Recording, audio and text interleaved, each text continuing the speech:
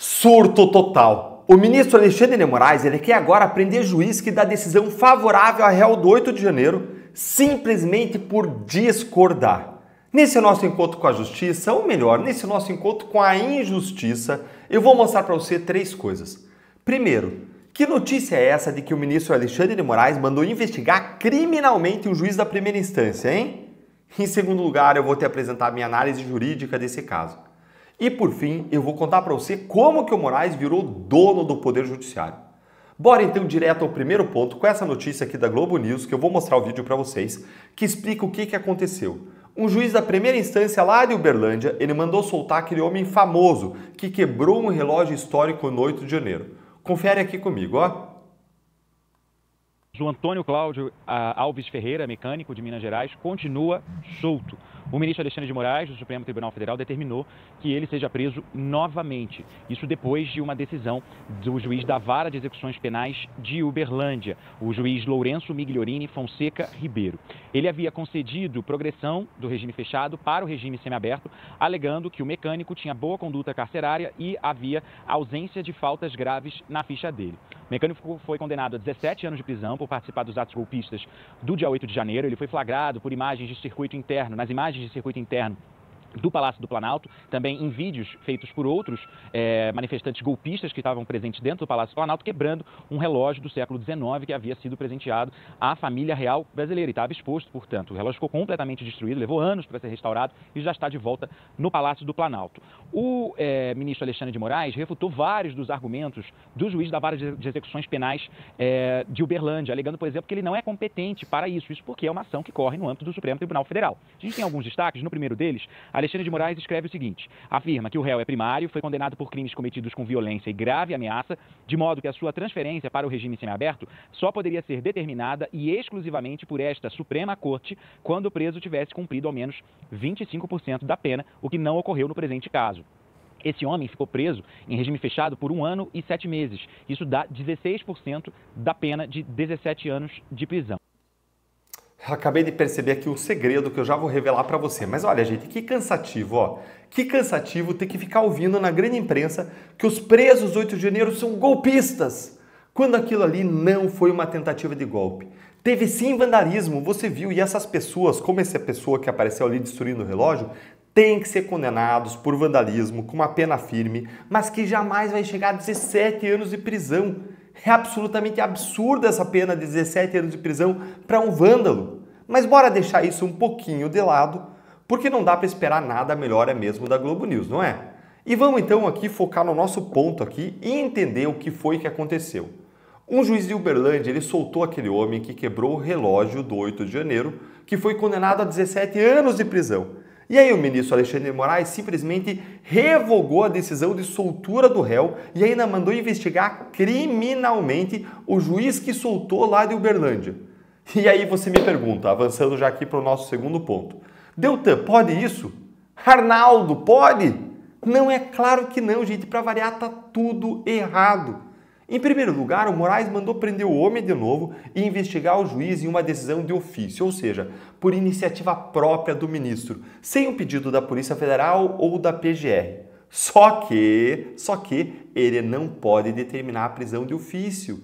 Um juiz não pode determinar a prisão de ofício. Está lá no artigo 311 do Código de Processo Penal. A decisão do Moraes dependeria de um pedido da PGR, porque a decisão de soltura também é uma decisão mais benéfica ao réu. E aí esse tipo de decisão aí, de uma espécie de prisão ou revogação daquela decisão de soltura, ela não pode acontecer sem que o Ministério Público, no mínimo, seja ouvido, ou que a própria parte faça o pedido. Mas o Moraes ignora tudo isso, ele atropela tudo isso, ele manda prender de novo e ele ainda manda abrir inquérito contra o juiz. Algo, aliás, que ele também não pode fazer. Por que não, Deltan? Não pode porque, em segundo lugar, o juiz não pode... o juiz de Uberlândia ele não tem foro privilegiado. Então, o Moraes ele não tem competência para investigar e processar o juiz de Uberlândia. E vejam que hipocrisia. Olha só, na decisão do Moraes, como vocês viram, ele diz que o juiz de Uberlândia não tem competência para conceder a liberdade para o preso. Não tem competência. Peraí. Quem não tem competência aqui é o Moraes para investigar o juiz de Uberlândia. Porque, mais uma vez, juiz de Uberlândia não tem foro privilegiado no Supremo. Meu Deus do céu, tenha misericórdia de nós. Como é que o Moraes manda investigar um juiz de primeira instância no Supremo sem que nada na Constituição, na lei, autorize isso? Isso, gente, é um abuso de autoridade claríssimo, é flagrante. E é justamente por isso você vê aí o caráter intimidatório da decisão, ele é óbvio. Ele está mandando o Moraes, e presta atenção, que isso aqui é o segredo que eu queria falar para você. O Moraes, ele está mandando um recado claro para todos os juízes do Brasil. E o recado é: não se metam no meu caminho. Não ousem ajudar um réu do 8 de janeiro. Não se atrevam. É simples assim. Esse é o recado implícito, porque nada dessa decisão aí faz sentido. Gente, essa explicação está te ajudando a entender o que aconteceu? Se sim, então senta o dedo aí no like com força e bora aqui para mais uma razão pela qual a decisão do Moraes é absurda. E aí já vai para o terceiro ponto sobre como o Moraes virou chefe do judiciário.